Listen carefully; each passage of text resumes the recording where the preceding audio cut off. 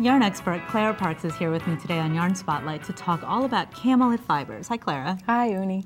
So, just first of all, what does camelid mean? I'm assuming it has something to do with camels. Exactly, indeed it does. A camelid is a whole class of animals. They live around the world.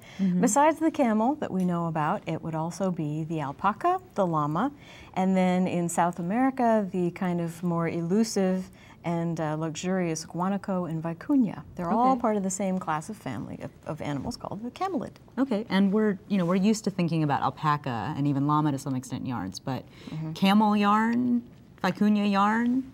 Yeah, well the vicuña and guanaco, they're in much more limited supply. Those are the warmest, finest fibers.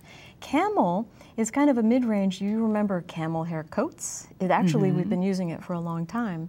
Naturally camel colored, that's where the camel coloring comes from.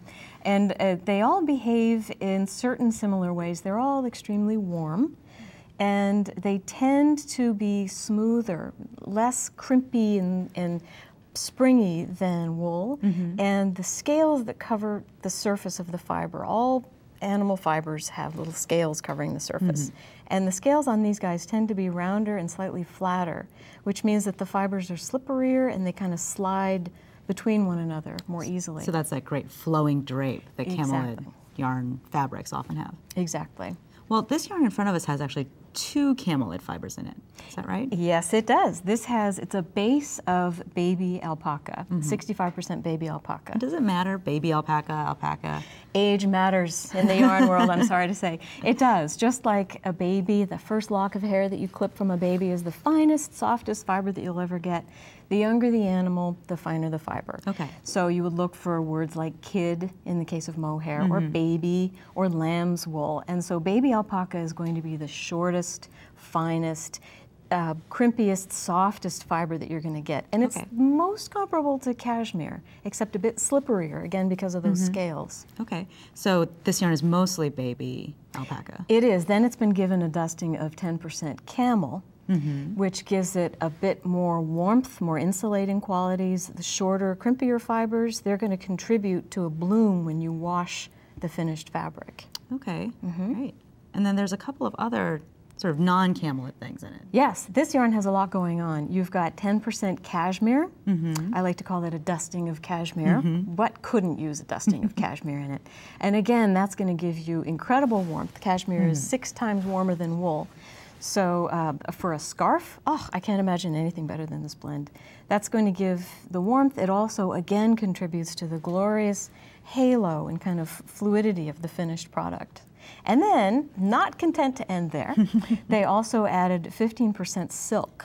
Oh, and that's really pumping up the sheen, I think. Yes, silk pumps up the sheen. It's also even denser in terms of a fiber, slightly harder in a way, and so that bumps up the sheen, but it also adds to the wonderful quality of drape that you're going to get in this fabric. Well, I think what's really interesting here is that this swatch has not just stockinette, and it is beautiful in stockinette. You get those really plump, luscious stitches, but you're doing cables in it too, which I would not have expected.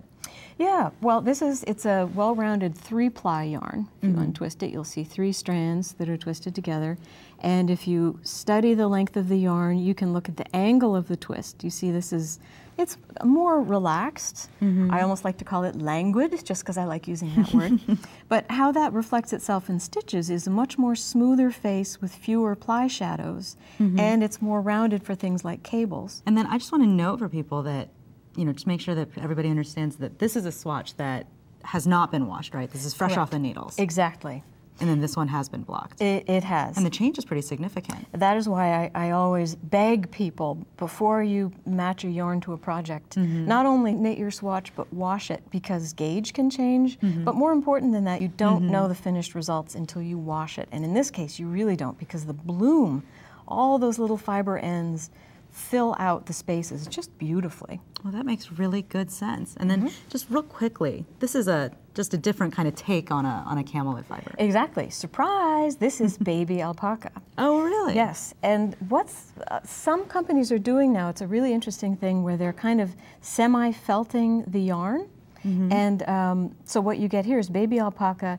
There is a synthetic core to it, which you really need for something this loosely twisted, so that I can go like this and it doesn't break.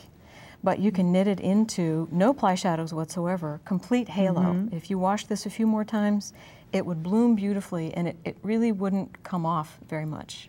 How fun. Well, old world fibers that are being used in all kinds of new ways.